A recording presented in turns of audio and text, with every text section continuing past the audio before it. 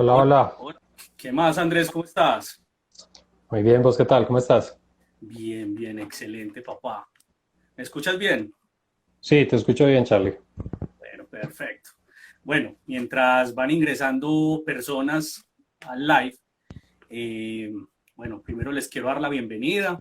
Gracias, este es otro espacio que generamos para el cine, para hablar con personas que tienen esta misma pasión que yo, que les gusta ver cine, que hacen parte de alguna producción, ya sean como actores, ya sean como productores, guionistas, como críticos. Entonces, bueno, el día de hoy tenemos a un gran amigo, a un talentoso eh, cineasta o amante al cine, Andrés Murillo. Andrés, ¿qué más, papá? ¿Cómo vamos?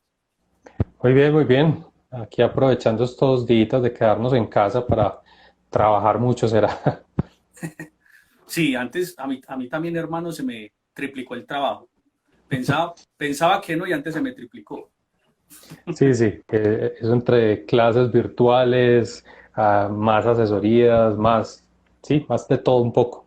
Más de todo un poco.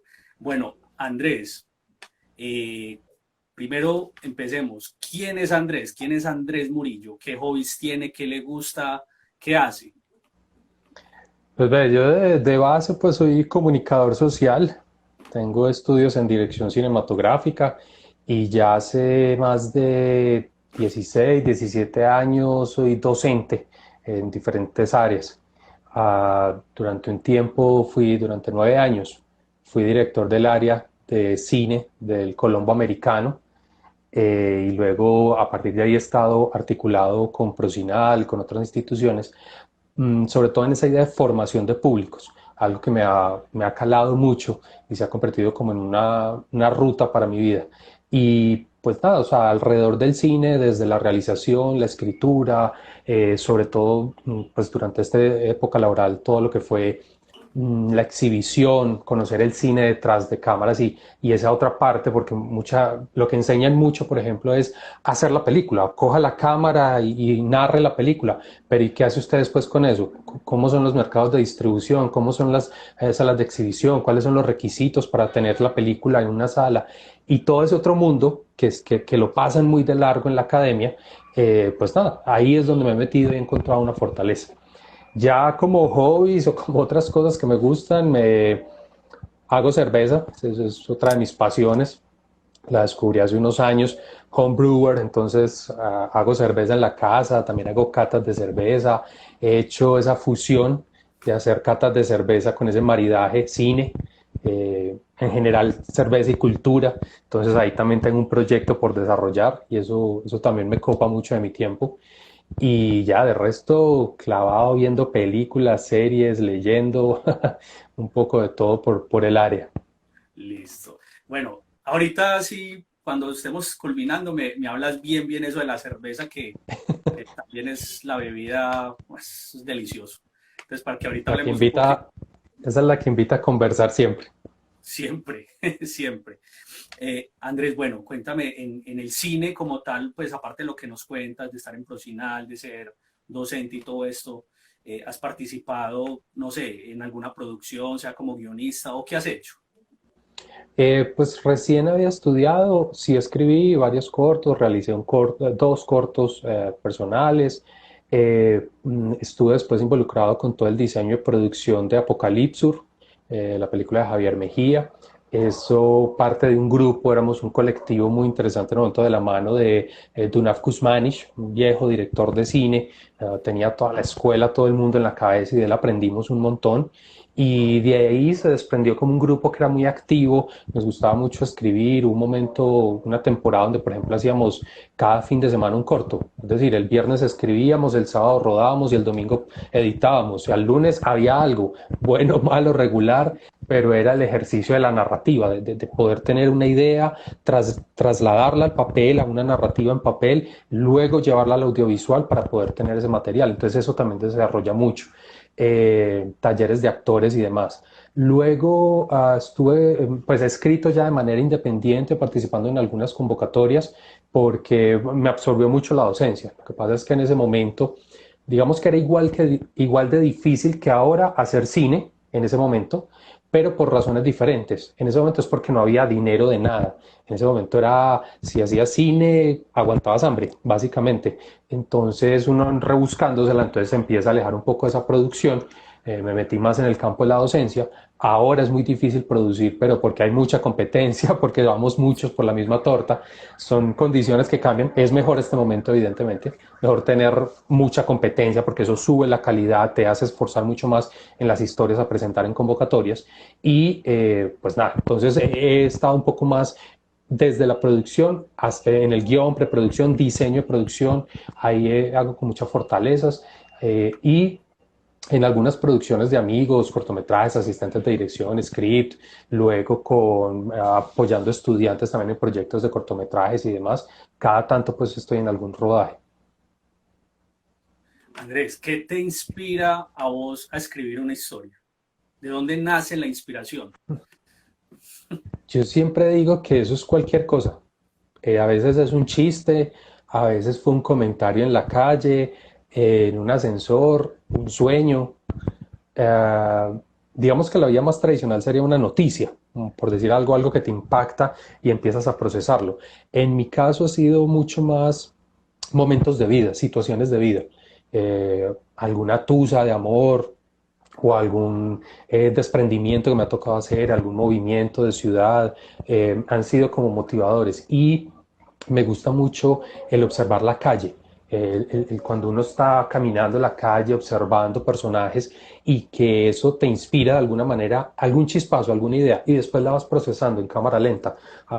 Digamos que las buenas historias por lo general tienen un tiempo de cocción lento en el tiempo, y eso lo decía mucho Mario Pozo, el guionista del Padrino, escritor de la novela y guionista. Él decía, y él lo hacía, era su ejercicio, que su cerebro era como un músculo y para ejercitarlo, él se iba todos los días a una terraza, a un café, se sentaba con su libreta en mano a tomarse café y empezaba a hacer historias de quien veía pasar.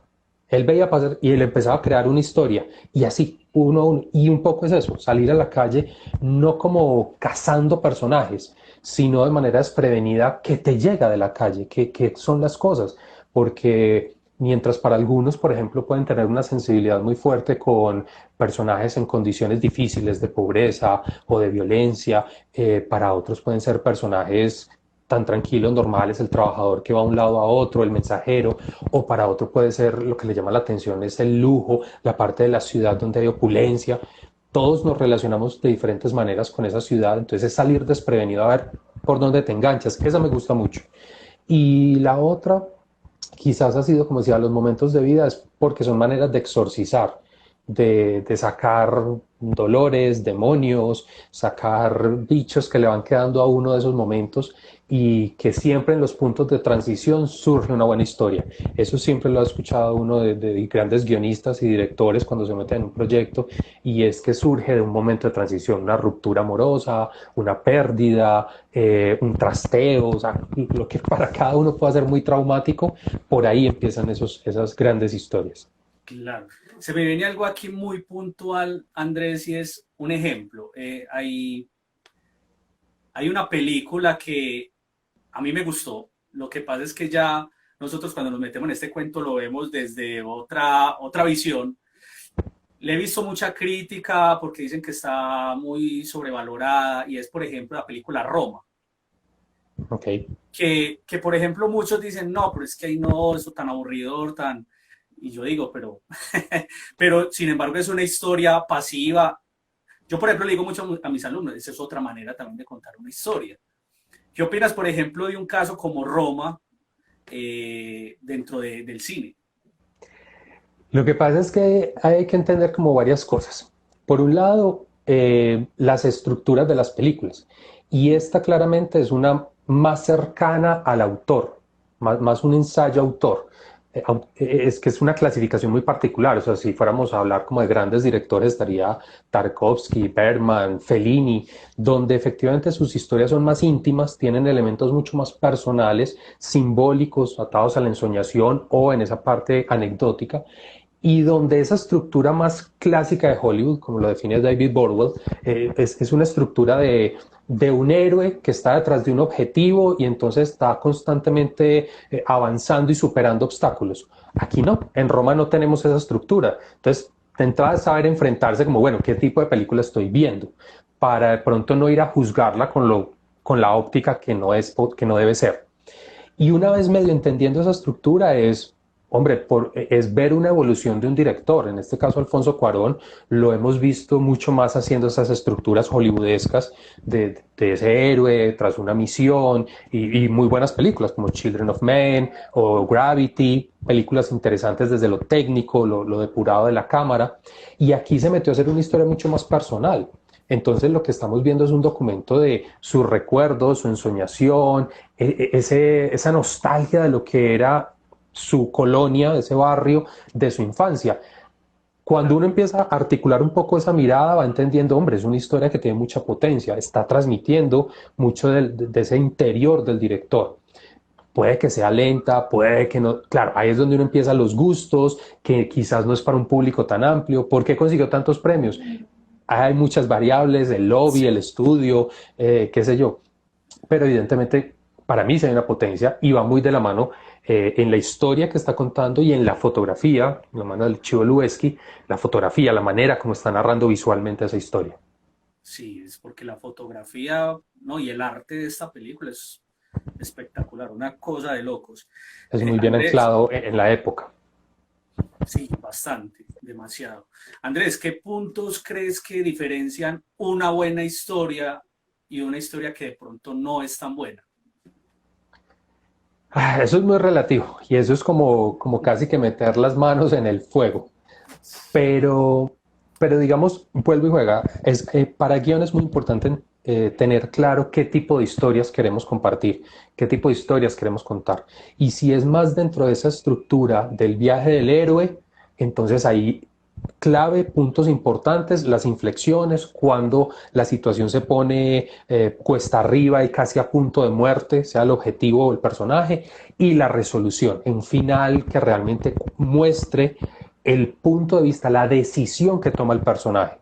Pero si estamos hablando de otras estructuras, como el arte de ensayo o cine arte, entonces ahí eso no aplica. Ahí lo importante será ver los diálogos, los silencios, cómo los personajes entran en ciertas situaciones y salen de las mismas. Entonces estamos viendo es más una configuración de imaginarios, símbolos alrededor de las historias. Entonces, cuando uno arranca la historia, digamos que uno no hay por qué ser tan académico, tan cuadriculado y decir, puedo hacer una historia dentro de este marco, aquí, no, simplemente va saliendo la historia, pero en un punto intermedio, cuando uno ya va viendo todo el diagrama de por dónde va el personaje, por dónde van mis historias, por dónde van las anécdotas que están sucediendo, uno ya sí puede empezar a sentir, esto es más personal íntimo, esto va más dentro de un viaje del héroe, más enfocado a la consecución o no de un objetivo, y hacia allá es donde entonces empieza uno a pulir.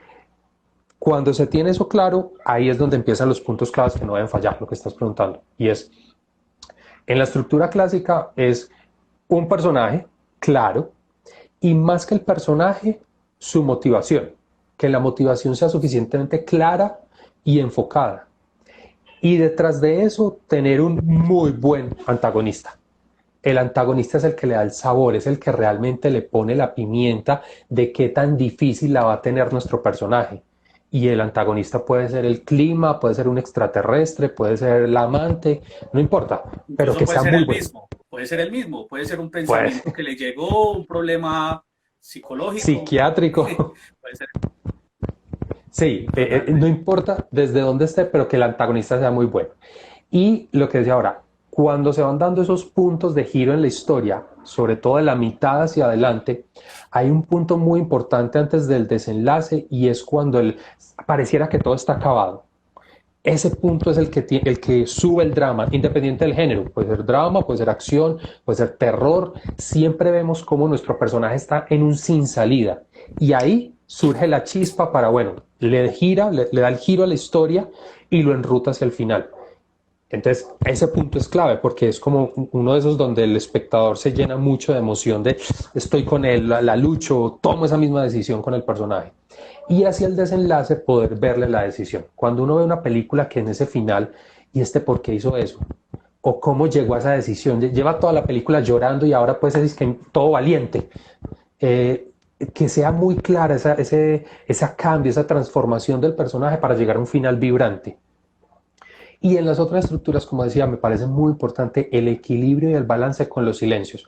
No es que tengan que ser películas silentes, pero tienden a hacerlo. Como son más íntimas, como están más pegadas a la parte simbólica o psicológica de los personajes, entonces tienden a haber muchos más silencios y estamos elaborando es con la imagen. Entonces en el guión tiene que estar como muy en balance la descripción de esas situaciones versus en qué momento entra un diálogo y qué palabras potentes hay para entender ese personaje y su psicología, no las acciones, sino el porqué de su motivación o el porqué de su momento de vida en lo que estamos desarrollando como historia. Bueno, aprovecho para saludar a Lili, una amiga de ambos, que está ahí Hola, Leli. está conectada y está súper pendiente. Lili, que muy pronto nos tomamos una cerveza con Lili. Andrés, ¿qué crees que le hace falta a las historias en el cine latinoamericano? Inicialmente yo creo que es atrevido un poco decir que le va a faltar algo, Uh -huh. porque hay filmografías de amplia tradición que han logrado o están en un punto muy maduro, muy alto, mientras que hay otras filmografías que están muy crudas, pero que en términos generales sí se ha hecho una tarea en cuanto a exploración de historias. Entonces quizás ahí me gustaría, si me permitís en el tiempo, desenmarañar un poco o hacer esas diferencias. Países como Argentina, Brasil y México son filmografías maduras, son filmografías que tienen industria, que tienen una producción alta por año en número de películas, que tienen reconocimiento en festivales importantes, directores que salen y se foguean en grandes certámenes. Eso es muy importante para una filmografía. Y que han vivido procesos y momentos. Entonces, por ejemplo, Brasil tuvo el momento en los 40 y los 50 de las chanchadas, una comedia muy burda. Luego entraron al cinema novo, influenciados del neorrealismo italiano, y configuran un movimiento para América Latina como el cinema novo, contando ese dolor del campesino, del pueblo. Luego cae un poco en esos procesos de industria en los 70 y los 80 y resurge un poco a principios de los 2000. ¿Qué es lo que pasa? Que Brasil es una industria muy potente, pero la barrera del idioma frena mucho la distribución por el continente de su cine. Entonces es un hermanito que está al lado, pero no lo vemos por el idioma, porque cuesta mucho el subtitulaje, porque ellos se metieron en unos rollos tecnológicos con la transición digital, entonces no es compatible con muchos países. En fin, se hace muy difícil la distribución, pero es un país que hace mucho cine, que eso es lo interesante. Bueno, y que están contando realidades desde distintas ópticas, la urbana, la juvenil, la de las mafias, la del medio ambiente, es decir, tienen ópticas para sus diferentes realidades y problemáticas. Filmografías como la de Argentina o México, Argentina predictadura, ya venía con mucha fuerza, posterior a la dictadura se va en ristre y empieza muy fuerte a posicionarse al punto de ganar Oscar, al punto de ganar Cannes, sí, películas que se vuelven muy interesantes y es quizás una de las pocas en América Latina que puede decir que tiene cine independiente, es decir, tiene un cine de industria comercial y dentro de eso un cine independiente chiquito y circuito para ello. Entonces, muy de la mano también de lo que es la cultura en el pueblo argentino para consumir su propio cine. Y así, mientras que otras filmografías más pequeñas, por no decir invisibles, Paraguay, Uruguay, Venezuela, Perú, que en algún momento han sacado alguna película, tienen algún reconocimiento internacional, pero 10 años y no sabemos nada, ¿sí? Entonces, hace unos ya 10 años, en Uruguay salió Gigante, una película que ganó en Berlín, el oso de Plata, y después de eso no hemos sabido más del cine uruguayo. Siete cajas desde Paraguay, bellísima película, ganadora, exitosa en muchos festivales. No volvimos a saber nada del cine paraguay. Y así. Y unas filmografías intermedias, como la nuestra, que estamos en un proceso desatrasando el cuaderno, tratando de llegar como a un punto más fuerte de industria, de poder tener algún tipo de industria, y ahí vamos. Entonces, esas condiciones de mercado están muy atados a esos momentos históricos. Entonces, no le ha faltado nada desde las historias al cine latinoamericano. Lo han vivido. Colombia tuvo en los 60 y los 70 un cine de denuncia, como lo tuvo Brasil y Argentina, como lo tuvo Chile, que es tan potente en el documental. Después nos enfriamos y luego empezamos a hacer otra vez comedia. Luego Víctor Gaviria nos saca a la luz internacional. Luego de 2003 empezamos nuestro boom de cine colombiano y siempre la pregunta es la misma. El año pasado se estrenaron 47, 48 películas. ¿Cuántas vieron de esas 48? Del último año. Entonces, si el rango está entre 3 o 4, está muy bajito, con razón, no hemos visto nada. Nos falta por ver todos esos documentales, toda esa ficción que están muy equilibradas, 50-50%, por ver, disfrutar de esas historias y darnos cuenta del panorama amplio que estamos teniendo. Y eso en el caso de Colombia. Si nos vamos al caso latinoamericano, como decía, Brasil no vemos, Argentina nos llegan 3, 5, es una cifra escandalosa, nos llegan 10 películas de todo lo que se hace en Argentina. No estamos viendo mucho, pero se está narrando. Cuando uno mira festivales, cuando uno mira esos certámenes donde se reúne esa filmografía, sí se están contando las historias. Entonces, no creería que le hace falta como tal contar, sino que lo que le hace falta es industria y dentro de la industria pensar en distribución y exhibición, que ese cine latinoamericano recorre el continente, que no se quede allá enfrascado en el país, sino que pueda salir y que otros espectadores lo puedan ver. Porque desde las historias yo creo que las realidades, los conflictos políticos, los conflictos de medio ambiente, las historias de amor, las historias de soledad, de acuerdo a los contextos, cada tanto llega una película peruana que nos habla la visión juvenil. Eh, Einberg, el director mexicano, contándonos siempre esa posición adolescente, juvenil ni siquiera de las urbes, sino como de las ciudades secundarias de México, ¿sí? Club Sandwich, Temporada de Patos, películas muy bellas, muy emotivas. Entonces estamos explorando, bueno, y obviamente lo comercial.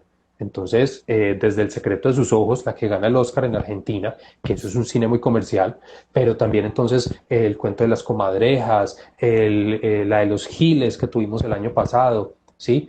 Películas comerciales con esa mirada de conquistar públicos, gran taquilla, pero que terminan siendo interesantes, ágiles, divertidas, una contrapropuesta al cine americano, incluso muy de la mano a lo que está haciendo también Francia. Entonces mira que desde las historias hacemos una muy buena exploración. Claro, desde nuestro contexto.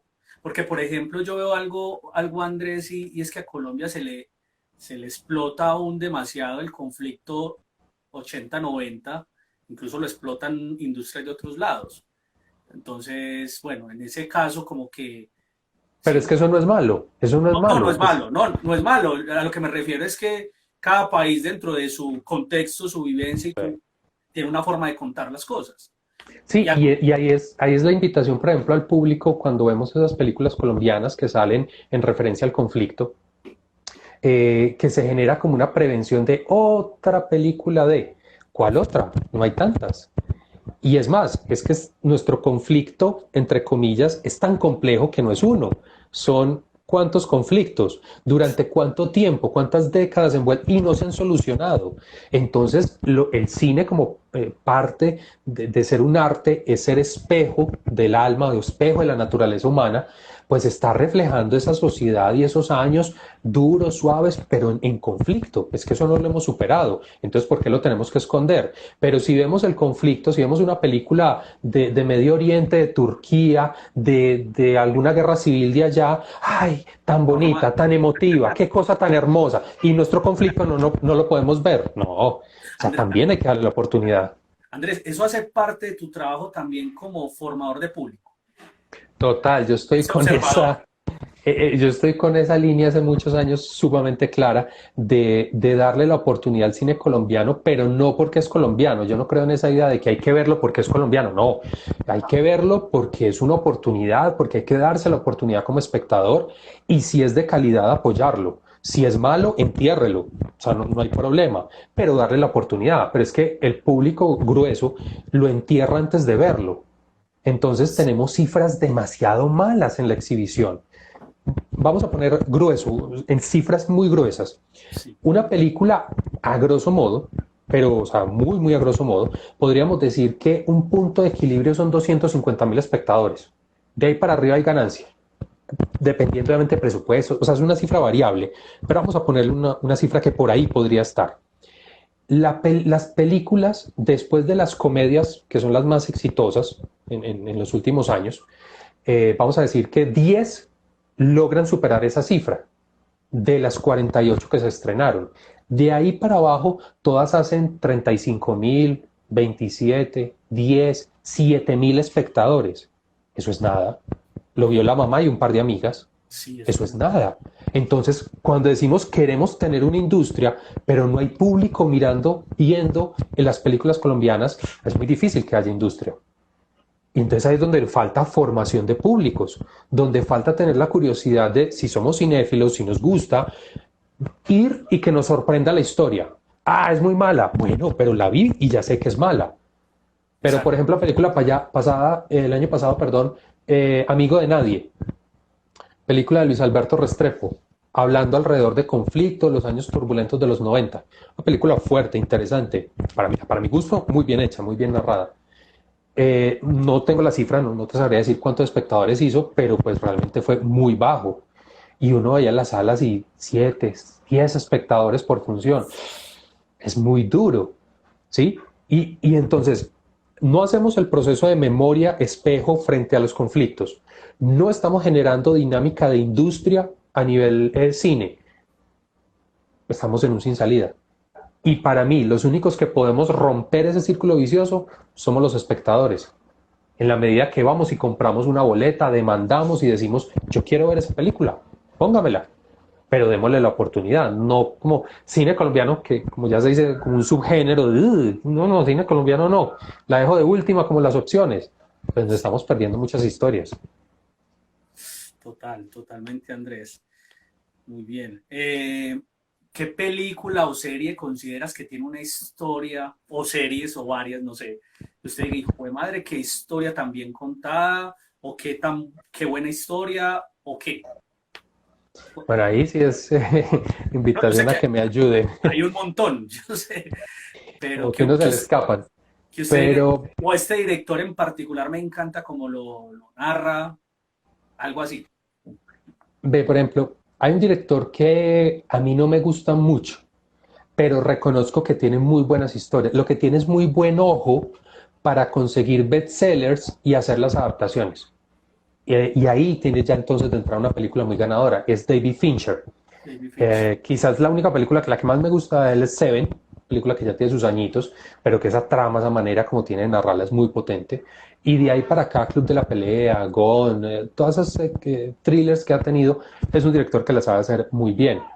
A películas como, no sé, sobre todo algunas adaptaciones, obvio que si parten de un buen libro, es fácil hacer, fácil no, pero digamos que tiene parte del camino ganado al llegar a una buena historia. El silencio de los inocentes, por ejemplo, es también una muy, muy buena película, un buen guión que tiene ahí detrás.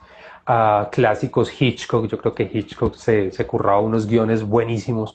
No era siempre él el guionista, pero hacía eso, conseguía un buen libro, un buen adaptador, él le daba siempre las puntadas finales con su esposa y lograba magia precisamente en esos enredos, a manera sencilla de crear toda una trama y hacer todo un andamiaje dramático. Inception, por ejemplo, no me gusta como película su resolución, pero como historia es muy buena. Incluso Memento también de Christopher Nolan. Son como historias. Tienen sus menos como películas y otros aspectos, pero como historias en el guión, sí, son muy buenas. Y además porque el cine tiene algo. Eh, por ejemplo, películas de ciencia ficción, uno lo que espera, o el espectador lo que espera en su mayoría es el efecto especial o ese desencadenar la hacia sea una gran batalla tecnológica o futurista o en el espacio, sí, pero los guiones tienden a ser muy estándar dentro del término estándar.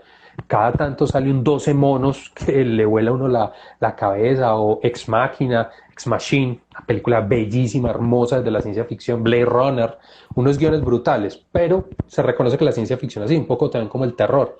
Pero por ejemplo, géneros como el thriller, siempre tiene que tener una buena historia. Se tiene que partir de un guión impecable. ¿Dónde está la sorpresa? ¿Dónde suelta el dato? ¿Dónde genera el interrogante y cómo lo va cultivando? Si vemos, por ejemplo, la que ganó el Oscar el año pasado de Mejor Guión Original, Knives Out, es una historia muy sencilla, pero está muy bien condimentada esa emoción, un asesinato dentro de una familia, entonces todos son sospechosos. ¿Cómo desenmarañar eso? O sea, es buenísimo, es un típico Agatha Christie, llevado al cine en 2019, pero sigue funcionando muy bien. Ese tipo de historias son muy ganadoras.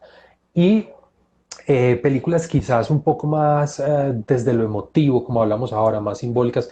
Yo me quedo mucho con las de Leo Carax, me encanta ese director francés por esas historias, por lo general es el guionista, y siempre logra sacar esa esencia de amor, esa pequeña gota de dolor o esa cuota de sacrificio que hay dentro del amor y con unas historias bellísimas. A mí me encanta mucho el cine de Leo Carax. Me gustó mucho hasta un punto Alejandro Amenábar, me parece que era un tipo muy talentoso para sacar historias, desde Tesis, Abre los ojos, incluso hasta Los Otros. Ya después se empezó a deformar de manos de Hollywood. Darren Aronofsky también como director, me parecía muy potente, ya está haciendo unas cosas horribles con Hollywood, pues, pero sus primeras películas eran una cosa buenísima. El director de Pi, Requiem por un sueño, The Wrestler, sí, todas esas películas eran muy vibrantes. Cine independiente americano, es donde uno encuentra muy buenas historias. Y ahora, pues en este gusto de las series, ese impacto de las series, pues se dice que ya está muy planteado como el cine es el espacio de los directores y las series es el espacio de los guionistas. Porque claro, ahí los guionistas pueden ver ya las historias en años, arcos dramáticos, megaestructuras en años. Y entonces, cómo profundizan un personaje, los secundarios, qué relevancia van teniendo, el antagonista y toda su justificación, pero ya en megaestructuras. Y hay que tener muy, muy buen tino pues a la hora de escribir. Yo de las últimas que más me han fascinado, quizás Better Call Saul, un top 3 arriba, esa historia me parece fascinante. A mí me había encantado toda la vida Breaking Bad, amé Breaking Bad, pero el creador es Vince Gilligan y creó un grupo de guionistas a su alrededor fantástico. Y cuando se embarcaron en hacer Better Call Saul como un spin-off, wow, o sea, sin palabras. Es más, al punto de ya casi odiar Breaking Bad. O no a Breaking Bad, sino al personaje, a Walter White. Maldito, desbarató todo lo que esto habían hecho. Better Call Saul es fantástico. Y otra que me ha conmovido muchísimo, una serie muy joven, bueno, dos muy jóvenes, una americana, Ozark, bueno, son americanas las dos, Ozark, pequeña, con Jason Bateman, es una historia, un contador que empieza a lavar dinero de la mafia y se le empieza a enredar la vida y va en tercera temporada y ese man está embalado y medio. Un guión fantástico. Cada temporada la dosis de adrenalina va en ascenso impresionante. Y la otra, ya más emotiva de corazón, la de Michel Gondry, el director francés, el de Eternal Sunshine and the Blonde ¿cómo es? Siempre se me olvida el nombre de esa película. Eternal Sunshine, no sé qué. La eterna. Eterno resplandor de una mente sin recuerdo, o Una algo mente así. sin recuerdo. El eterno. Sí, Eh, sí. Es con de Jim ese Carrey director, y. exacto. Ajá. Y vuelve y se reúne con Jim Carrey y están haciendo una serie pequeñita, independiente, hermosa, desde lo visual, pero sobre todo desde ese personaje y su historia. La serie se llama Kirin y es la historia de un comediante, tiene un programa de televisión como los Muppets hace 30 años, es la historia, y es un ícono para muchas generaciones, y ese cómico es Jim Carrey, que está en depresión porque acaba de perder un hijo y separarse de la esposa. ¿Qué personaje, qué actor está coqueteando con la depresión? Es Jim Carrey. Entonces, el personaje que interpreta ahí, los guiones, hay unos capítulos de una profundidad en la sencillez, es espectacular. Entonces, yo pienso que uno puede deleitar Hay, mucho por hay esta mucho, época, así como hay mucho otro por ver. montón de basura, hay otro montón de cosas Sí. que Hay mucho por ver, hay mucho por ver. no, y para ver y de pronto hasta para aprender qué no hacer. O sea, por ejemplo, eh, ¿cómo se llama? Freud, la serie Freud. alemana. A mí no me gustó ni cinco. O sea, a mí esa serie se pudo haber llamado Walter y era la misma cosa. O sea, se aprovechan del nombre de Freud, articulan dos o tres cosas con el nombre de los capítulos, algunas cosas de la trama, una reconstrucción histórica muy bella, desde los trajes, las locaciones, es muy bella, pero como historia se me hizo larga, aburrida, no tenía giros, se hizo enredado en algún momento yo me vi dos ilógico. capítulos también, pensé que era yo solo. Yo No, a mí me me vi desenganchó. yo me vi dos capítulos y ya, yo no, ¿qué es esto? Amarra el Y nombre. amarra, exacto, es lo que, por eso te digo, se puede haber llamado Walter, pero pues aprovecharon lo de Freud. Claro, Eh, y es uno entonces aprender eso, o sea, también de esos casos uno también puede sacar, bueno, ¿dónde está fallando? ¿Dónde está la confusión? ¿Por qué deja de ser atractivo para el espectador meterse de lleno a esa historia? Y así también eso va alimentando a la hora de construir uno las historias. claro. Hay dos géneros para mí, no, no sé Andrés qué piense, hay dos géneros que para mí tienen una línea muy delgada y es el humor o lo cómico o el terror. Me parece que hay una línea muy delgada porque a mí me encanta ver algunas películas de humor, pero hay unas que ya uno dice, el director tenía o hizo un esfuerzo tan grande en que el público se riera que se vuelve ya cansona o no, me generó otra sensación. Me parece que esos dos géneros tienen una línea muy delgada, de pasar a Sí, muy buenas o a muy malas. sí, es cierto, es muy fácil acertar y lograr ese gran éxito o descacharse. Entonces, por ejemplo, cuando uno ve, vamos a hablar de la comedia americana, cuando uno ve Ajá. Mad About Mary, Loco por Mary, Something About Mary se llama en inglés, Loco por Mary, está dentro de ese estándar de comedia americana, pero como fue la primera, el momento que lo hizo y ciertos gags visuales muy, muy potentes, se convierte como en un icono de la comedia. Pero todas las que se desencadenaron después de eso no generan esa risa, no generan ese mismo impacto. ¿Por qué? La que estás diciendo, esa delgada línea entre un éxito que la hace exitosa o que la hace una defecio. Además, porque la comedia tiene un componente muy importante y es el contexto. Pesa mucho el contexto. A mí, por ejemplo, la comedia americana me aterra, no me gusta esa comedia simplona o eso que llaman comedia romántica, Jennifer Aniston y su perro en todas las versiones, me aterra, eh, porque parte mucho que el gringo se ríe con ciertas cosas que a mí no me generan risa y tienen que ver con lo cultural. A mí el tortazo en la cara me dejó de gustar a los 8 años. A mí me gusta más lo picante, el humor negro, no sé, esa cosa cultural que tenemos nosotros del doble sentido en algún momento, bien hecho, no el burdo, sino el bien hecho. Entonces, por ejemplo, yo hace mucho no había una buena comedia del año pasado con la que mencionaba el cuento de las comadrejas, un Sí, guión exquisito. El guión es exquisito, un humor negro fantástico con actuaciones brillantes. En el guión hay participación el que se murió de Lelutiers hace unas semanas. Él actúa y hizo parte del guión. Entonces hay un juego de palabras, hay una mezcla de situaciones fantástica. Eso es también parte de esa línea delgada, el contexto que rodea la película.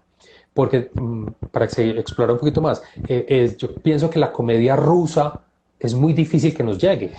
Es que o sea, no solo de que nos llegue como la o, película, yo, poder verla, o sino de que nos llegue y que nos incluso haga reír. o un humor colombiano como el que hace Dago García que le llegue a otro, porque es demasiado criollo, o no sé. Yo no sé si eso hace reír a alguien, ¿me entiendes? No, o sea, las cifras dicen que sí. Las cifras dicen Las, que sí. las cifras dicen que sí. Yo por lo menos no me identifico con ese humor ramplón, con ese Uh -huh. humor tan simple. Uh, Eso es muy parecido a un fenómeno que sucede en varios países de América Latina en momentos. Es un tipo de humor que es válido, pero no es el único. Entonces, quizás lo que está faltando es evolucionar y que escuchemos, miremos otras versiones de otro humor. ¿Sí? Cuando yo veo, por ejemplo, lo que hace Mauricio Cuervo con Crónica del Fin del Mundo, me parece un humor mucho más inteligente, un humor más avanzado, un drama con humor más potente. ¿Sí? El documental Yo Lucas, otro tipo de humor también, riéndose de sí mismo, riéndose de un dolor, hay otra mirada interna.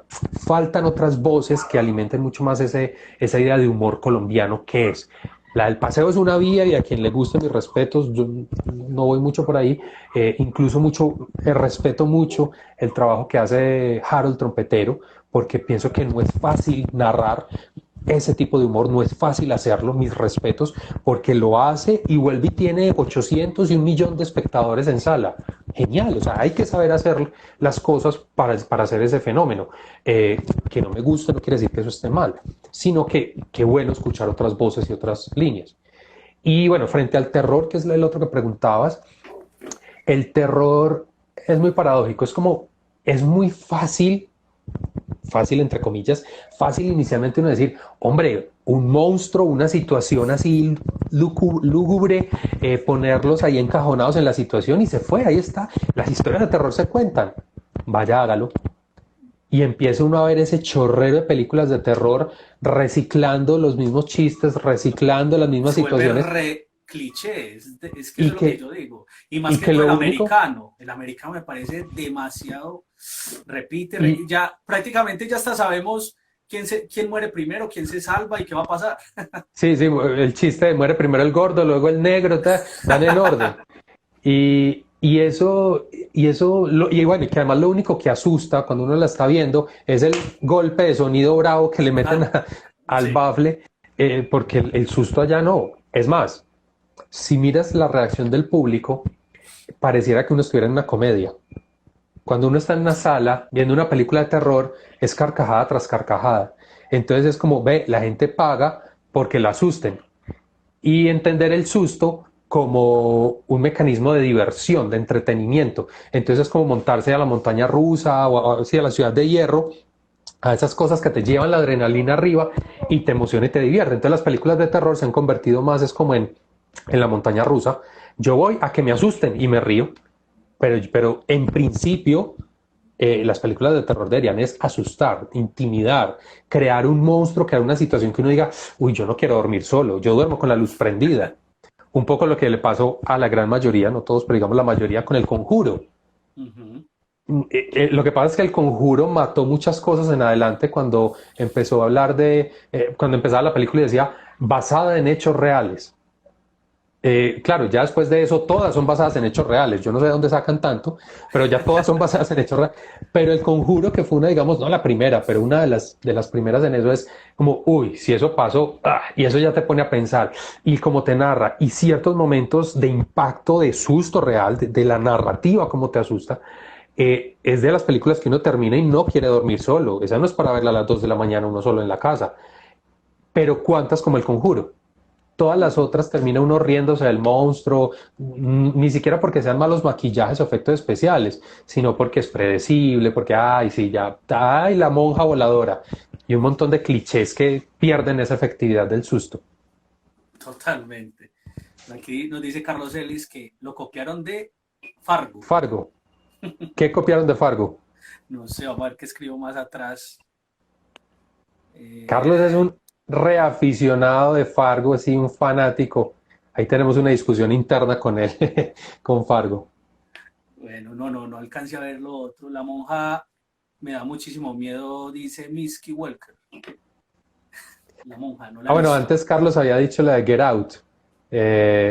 Esa que estuvo nominada al Oscar, creo que fue en 2018, 2019. Get Out es otra muy buena película de terror. Esa cara del negro corriéndole a esa familia es brutal. Y es lo mismo, en las historias, estamos hablando de guiones, en las historias de terror, saber qué información omitir y saber en qué momento soltarla, cuándo se tiene que revelar el secreto, es clave para que no se vuelva predecible o para que no se vuelva como de algunos thrillers españoles que a punta de flashback los últimos 10 minutos nos Sí. vomitan un montón de información y nos resolvieron todo. No, eso no es una buena narrativa. Es saber, es tener el tino en qué momento. Y Get Out tiene eso. Get Out uno se va metiendo y yo, pero estos por qué hacen eso. No, corra, pero ¿y si corre para dónde? Y de a poquito te va metiendo en ese suspenso terrorífico. Esa es muy buena también. O incluso a mí me llamó mucho la atención este estilo como La Bruja de Blair, Rec, o estas que son como las personas viviendo, viviendo el momento. El Pero falso también documental. exacto, pero también se llegó un momento que llegaron tantas que uno dice, ya qué bobada, que ya hasta ya le sacaron ya hasta parodia a ese estilo, porque ya es lo mismo, y uno dice, bueno, ya esto no es real. Pero La Bruja Claro, de Blair porque al inicio sí, Eso fue una cosa Claro, loca. porque se hacen Holocausto Caníbal, todo el mundo, qué miedo, Holocausto. cosa tan horrible, ese Exacto, merchandising que le hicieron, ese impacto brutal. Pero si empiezan Holocausto Caníbal uno, 2, 3, o se van por todas las islas del Caribe creando exacto. Holocausto Caníbal, no, hombre, pues no me jodas. Sí, se pierde ese efecto. Claro, total. Andrés, ¿cuál es el principal, para ti, cuál es el principal error que cometemos los guionistas? Error. Yo no sé si sea error, pero uno se ¿Qué debemos encuentra mejorar? después de asesorar mucho, de mirar muchos guiones, hay ciertas cosas. Por ejemplo, cuando se arranca la carrera de guionista, es muy usual encontrar historias que en el guión están muy adjetivizadas, están llenas de adjetivos. Eso en el guión no sirve a mucho. El verdadero buen guión es cómo llevas esa emoción de adjetivos a descripción, a sustantivos y verbos, descripción y acciones. Porque en un guión de nada me sirve estar diciendo y Florinda corría emocionada, llena de un candor y un fulgor en su rostro. Ajá, ¿y eso qué? ¿Cómo se traduce eso en un visual, en una narrativa visual? No dijo nada. Eso para la literatura y para la poesía, pero en Exacto. guión para cine se necesita es acción y descripción, qué estás haciendo, cómo estás mirando, sí, como ese entorno que rodea al personaje y la relación del personaje con el entorno. Entonces, uno casi siempre poner mucha atención a tratar, no trataba, no adjetivizar y cómo cuando es necesario ponerlo en ese lenguaje, que no es fácil. Incluso por eso es como desmitificar un poco la idea de que el guión es un documento muy bello, eso es una herramienta de trabajo y es muy cansona de leer, precisamente porque está muy esquematizada, si se quiere, desde el lenguaje. Y lo que se busca es precisamente es matizar la emoción desde la palabra, sino que sea la narrativa, esa película visual que te haces en la cabeza leyendo esa descripción que lleve la emoción, porque allá es donde el director va a empezar a crear, ¿sí? Y el otro, digamos, error común es, por ejemplo, en la descripción de personajes, que elementos que no tienen que ir en el guión, eso van en otras planillas, en otras herramientas de apoyo, pero en el guión empezar a decir descripciones de personaje, sobre todo en el pasado.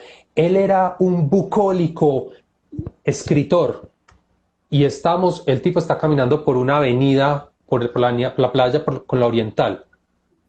Él era un bucólico que caminaba por la playa con la oriental. ¿Y de qué me sirve el bucólico?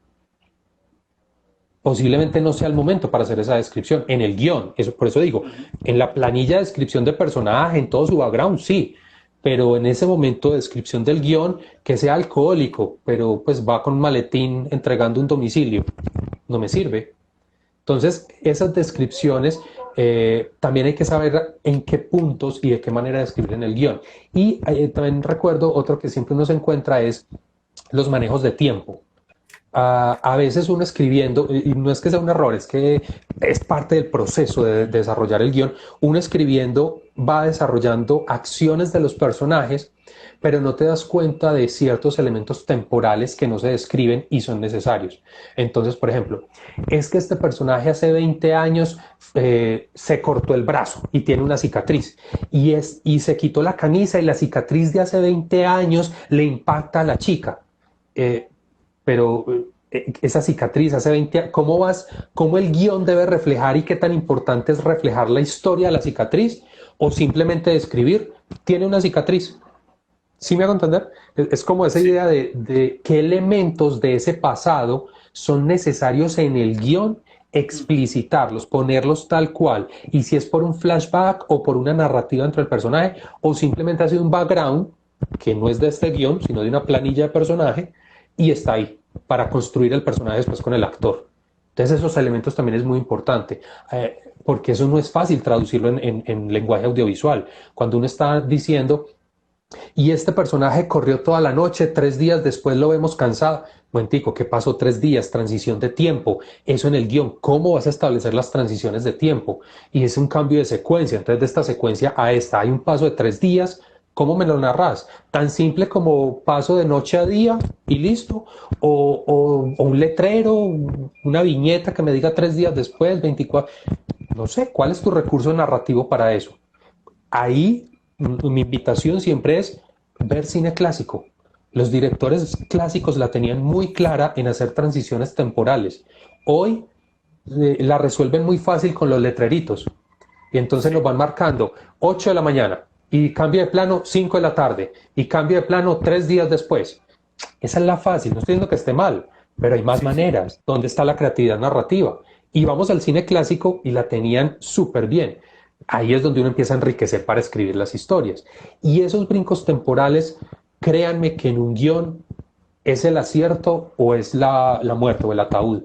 Porque quien evalúa un guión se va a perder si no tiene clara esa transición. Y es muy frecuente encontrarlo. Es más, por lo que no es tan fácil a veces explicitarlo en lo visual, después vemos mucho, en películas colombianas pasa mucho, que simplemente como que las acciones se suceden y uno, por lógica, como por no pelear con la película, dice, pues sí, pasaron días. Ah, esto fue como unos meses después porque le creció barba.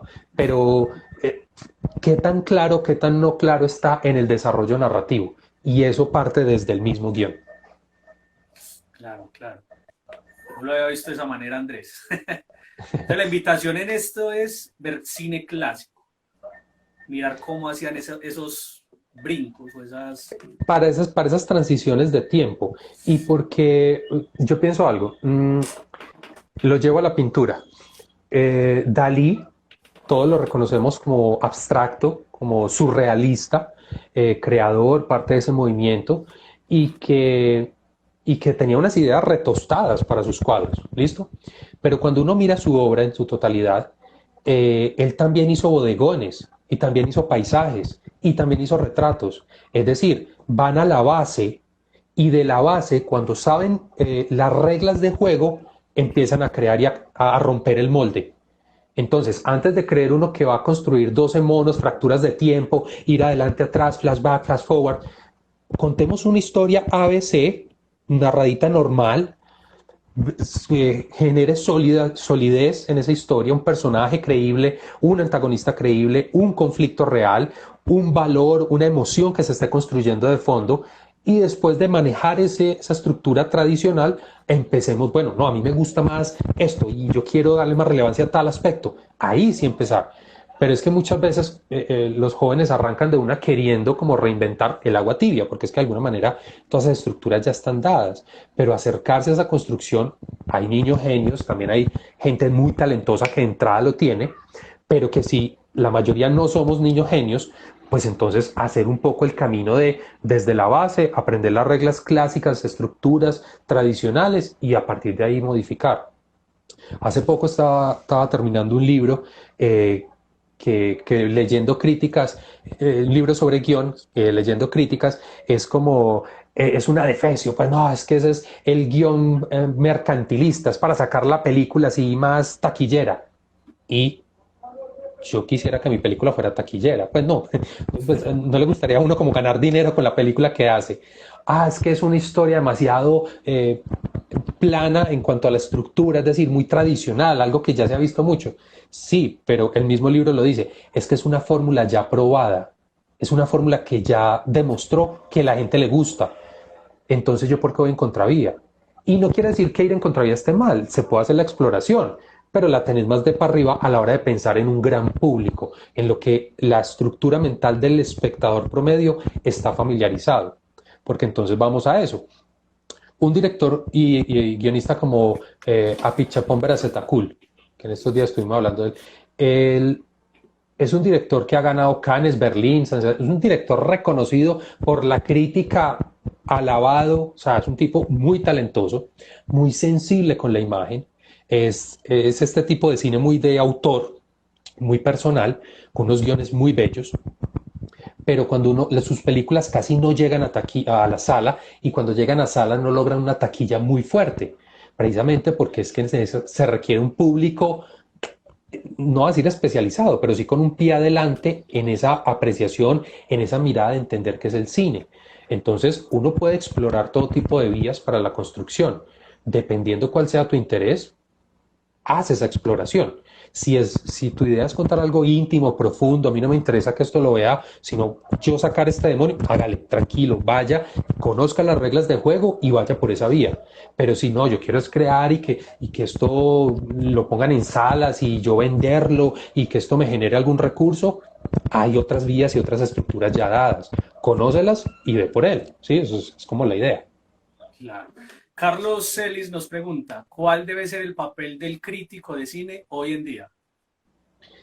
Yo pienso que el crítico está en ese punto intermedio de siempre. Y yo siempre hago la misma analogía, es como el puente, el link entre un arte como el cine y el conocimiento especializado que hay, ¿sí?, en el cine y el espectador promedio. Entonces, lo que hace el crítico es acercar ese conocimiento al espectador promedio, hacer una pedagogía constante de los elementos que se tienen que apreciar dentro de las películas, de lo que hay que destacar en un film o de lo que quedó débil en un film. Un crítico nunca es el que está señalando y a toda hora diciendo esto no me gusta, esto es malo, es que debió ser así. ¿Cómo que debió ser así? El crítico no es el papa, no está pontificando en ningún caso.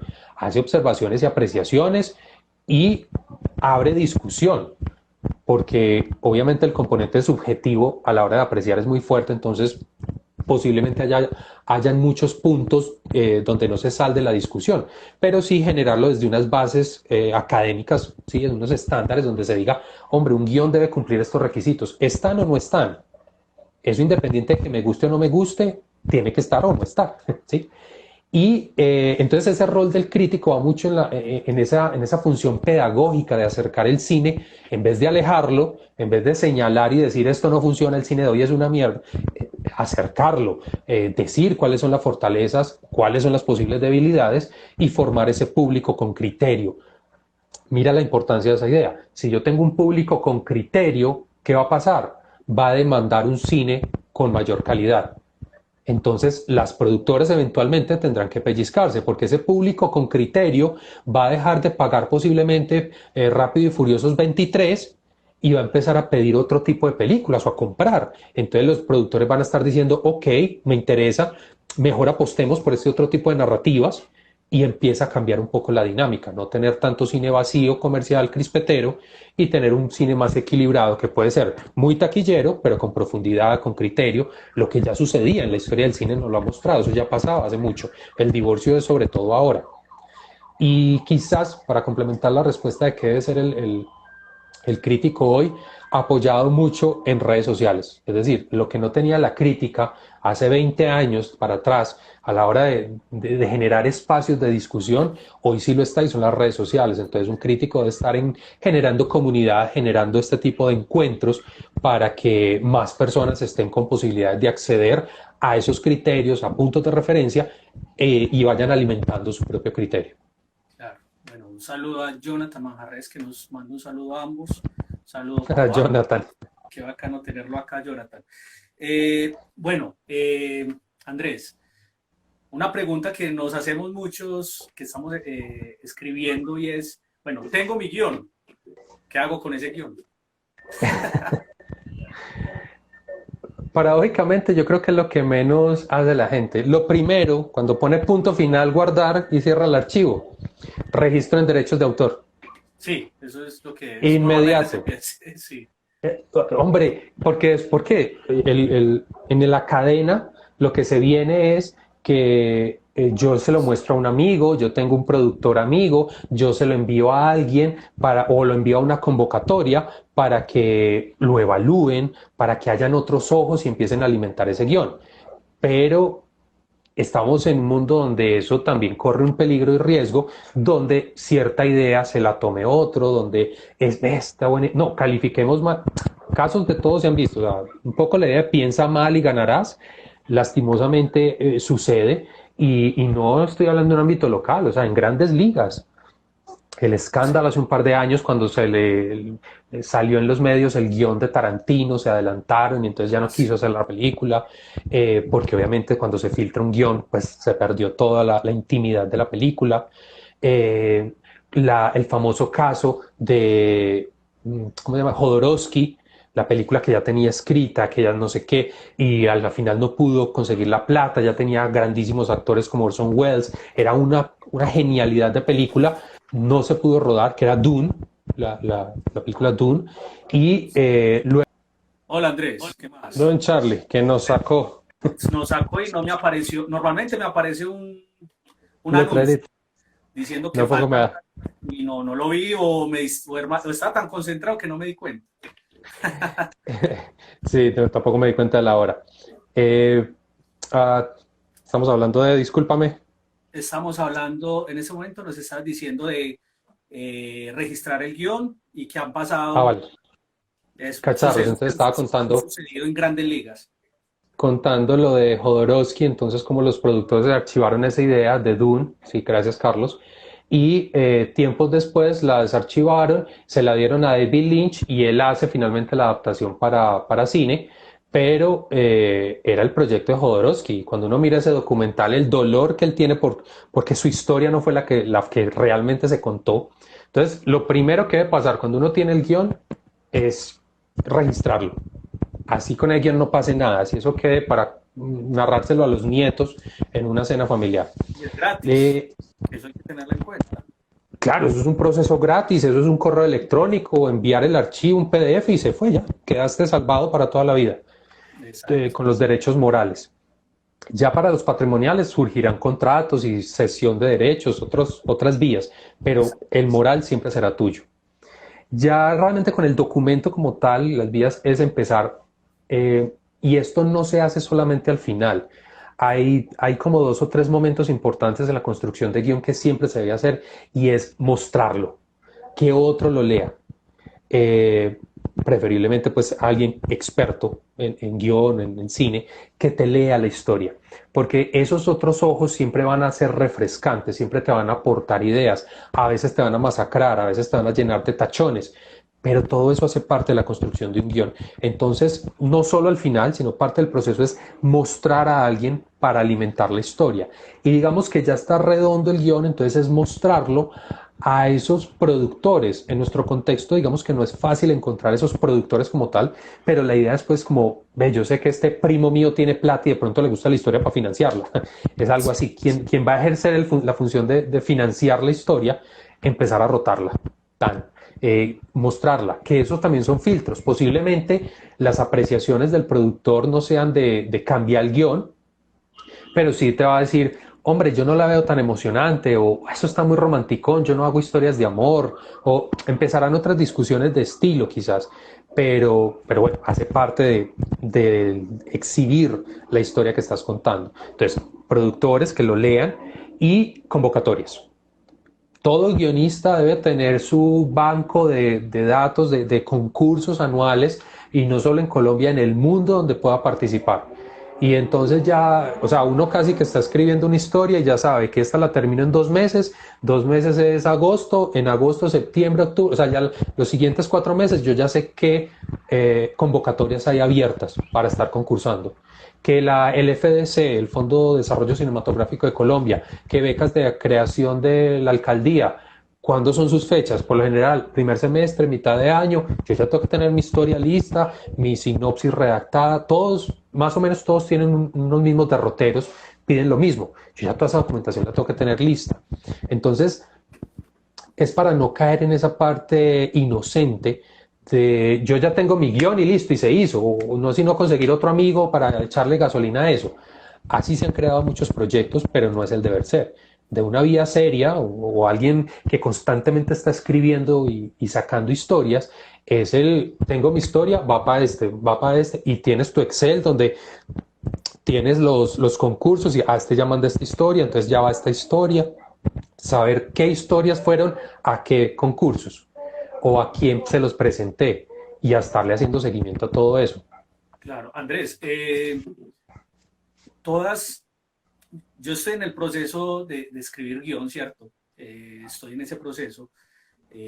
Pero la pregunta es, ¿todas piden guión? O sea, todas estas, o también piden sinopsis, o también piden una, no sé, una escaleta, pues no sé, una escaleta, un esquema, o qué, o no, o varía dependiendo. Varía mucho, pero siempre hay unas constantes. Lo que varía también a veces es como la interpretación. Entonces, por ejemplo, en unos piden sinopsis y te piden 3 o 2 hojas de sinopsis. Eso ya no es sinopsis, pero bueno. O Sí, te piden un párrafo como un argumento. Entonces, hay que leer bien esa letra menuda, pero por general es una sinopsis, es decir, ese resumen de la historia, y no es la sinopsis comercial, no es la sinopsis que aparece en la prensa, Ida 1948, una mujer en la Segunda Guerra Mundial y algo más. Eso no es la sinopsis. La sinopsis es el resumen de la historia con su final, su cierre, todo bien desarrollado. Por lo general te piden o unas páginas o unas secuencias ya desarrolladas como guión, o sea, que ya estén completas. Ah, bueno, depende también tipo de convocatoria, si es para desarrollo de guión o si es para producir. Si es para producir, te piden todo el guión. Si es para desarrollo de guión, te piden es por lo menos una, dos, algunas secuencias ya desarrolladas para ver cómo estás describiendo situaciones, para ver si tienes claro los diálogos, para ver si tienes claro cómo ese manejo. Va a aparecer como en la universidad las normas, bueno, en mi época eran las Icontec, ahora son las normas APA. ok. Los guiones tienen unas formas, unos formatos estándar y hay que respetarlos. Ay, es que a mí me gusta la letra Arial. Cuachimí en 18. No, es una y es tanto por página, o sea, es muy medido. Y los diálogos van centrados, tal, en fin.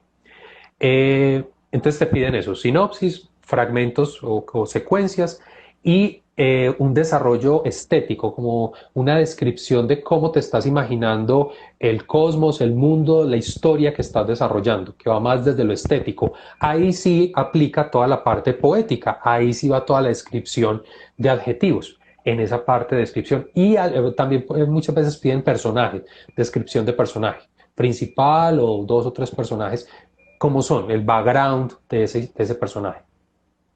Perfecto. Bueno, Andrés, y para que culminemos, ¿qué recomendaciones le das a futuros guionistas? Pues, pues va a parecer paradójico, pero escribir. Y escribir es escribir mucho. Me explico. Se dice que todo guionista debería tener su libreta a mano, 24/7.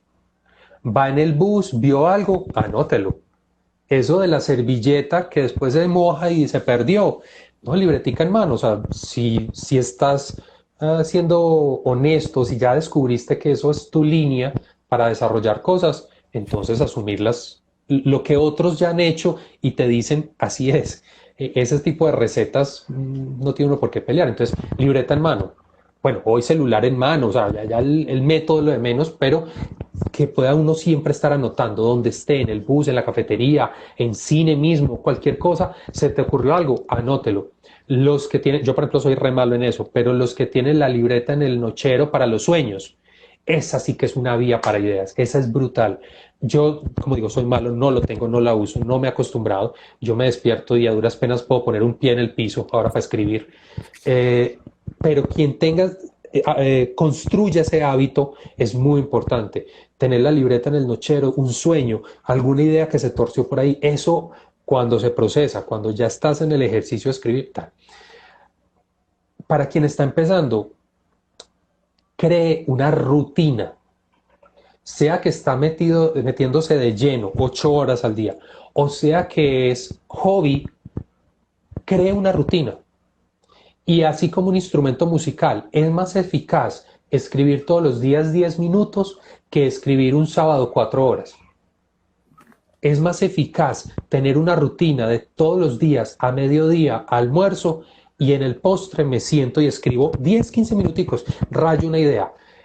Y esa idea resulta que ya va en capítulos, secuencias, que ya estoy... bueno, tal. Pero todos los días. Esos poquitos son muy ganadores. Porque ¿qué pasa? La mente empieza a estructurar unos espacios donde pareciera que todo el día estás en función de esa historia. Y entonces, este personaje lo que veía fue, por eso la libreta, este personaje tenía que decir esto, o tenía que jalar aquí tal palanca. Todo, y cuando menos pensas, te llegó el chispazo, porque ya todos los días, como estás en la rutina, todos los días la mente empieza a pensar y a pensar en la historia. Y digamos, para más avanzado, una vez ya tiene uno más las rutinas, es muy aconsejable uno tener un board, un tablero Sí, para todos los posits. Entonces, hay muchas metodologías, pueden buscar en internet, hay varias, de cómo distribuir ese tablero en distintas secciones del guión.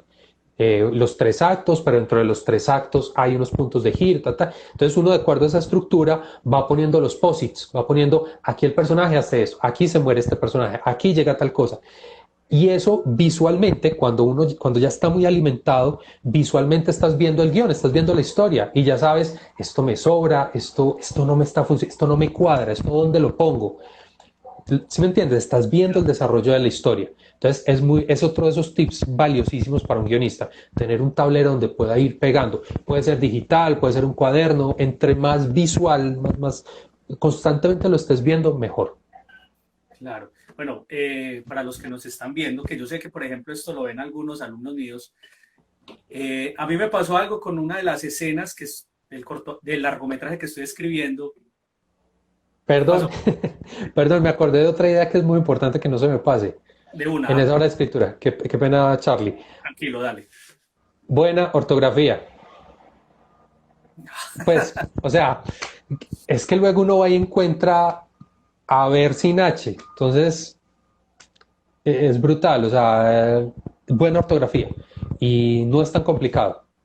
Son tres reglitas, a Y una le enseñaron desde primaria, tildar y bueno, ya tenemos pero es las básico, o sea, herramientas. Es que tenemos hasta las exacto, herramientas. Word corrige muchas, la tilde diacrítica es aprender a hacerla, pero tener buena ortografía. ¿Por qué? Porque cuando decíamos ahora, tú le llevas ese guión a un productor, a un X por fuera, y empieza, hombre, se le fue este error, hombre, no supo poner esta coma, pero después de 2 páginas, ya van 7 errores, no sigue leyendo. Mijo, aprende a escribir y vuelva cuando aprenda a escribir. Eso, esa es la base. Buena ortografía y redacción, uso de puntuación. Gracias. Perfecto. No, súper, súper. Eso es muy importante. Yo te comentaba, Andrés, que por ejemplo a mí una de las escenas del largometraje que estoy escribiendo fue un sueño que tuve. Y lo que hice inmediatamente, porque a mí se me olvida lo que soñé, o sea, a las horitas ya ni me acuerdo, fue inmediatamente coger mi celular y grabar un audio, que también es otra cosa. Yo, por ejemplo, lo que hago, lo que dices, normalmente no llevo la libreta, pero como soy un poco olvidadizo, sí tengo un banco de audios míos, donde, bueno, este personaje sucede esto, bueno, y después lo escucho y ahí es donde lo escribo. Algo que me inspira, por ejemplo, mucho a mí, Andrés, no sé si será tu caso o el caso de algunos colegas, y es la música, hermano. Yo escucho música y dependiendo del estilo de música, como que me inspiro, no sé, como, mejor dicho, yo como que me imagino el soundtrack de la película y voy escribiendo. Me ha funcionado. Es como otra también que puede funcionar. Sí, son sensibilidades. Claro, si sos muy cercano a la música o sos de las personas que te evocan imágenes, Ajá. la música, claro, ahí está la base. Hay otros, por ejemplo, que son muy sensibles al vestuario.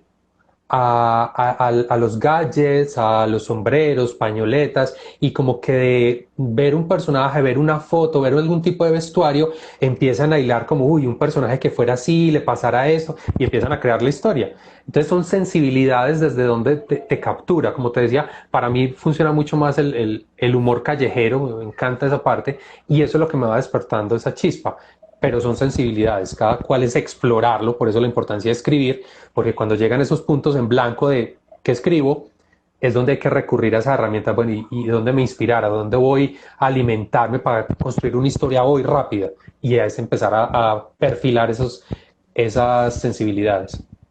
Claro. Bueno, Andrés, para que culminemos, cuéntanos un poco, que tenía esa pregunta desde el inicio y es, cuéntenos, esa fusión cerveza-cine y bueno, y cómo te contactamos, cómo hacemos para estar ahí también en eso, en todas las actividades que haces.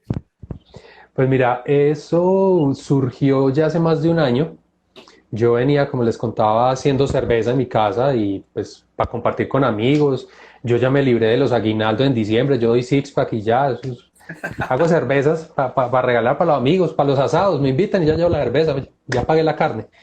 Eh, y haciendo cerveza, pues me fui, obviamente, pues tengo a veces como ese rasgo obsesivo, entonces me meto a leer a fondo, a aprender, empecé a escarbar muchas cosas y un día, así de la nada, como pensando un poco este recorrido, esto que me apasiona tanto, que es el cine, toda esta experiencia versus esto que estoy aprendiendo, y fue precisamente casi como que viendo una película y tomando cerveza, como que hice el clic de, hombre, la gente podría aprender a apreciar mejor la película con una cerveza en mano, o podría aprender de cerveza a través de una película que le haya gustado.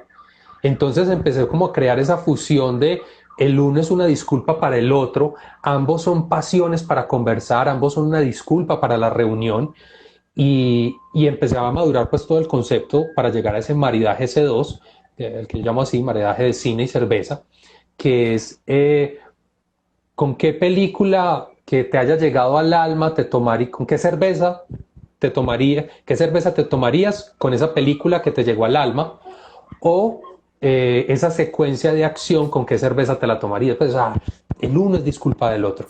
Claro. Y entonces empecé a diseñar la cata, empecé a diseñar qué me gustaría incluir y cómo el cine entra, cómo se hace la fusión. Entonces básicamente voy hablando de las cervezas, voy hablando de estilos de cerveza, el cómo se toma la cerveza, tienen unos pasos, como un ritual, y paralelo o inmediato voy mostrando secuencias de películas que yo marido, que yo digo, bueno, esta secuencia o este tipo de películas casan bien con esta cerveza por su drama, por su profundidad, por lo ligeras, por lo refrescantes, por lo amargas y abro siempre el debate. Bueno, ¿y ustedes cuál se le viene a la cabeza? Probó esa cerveza.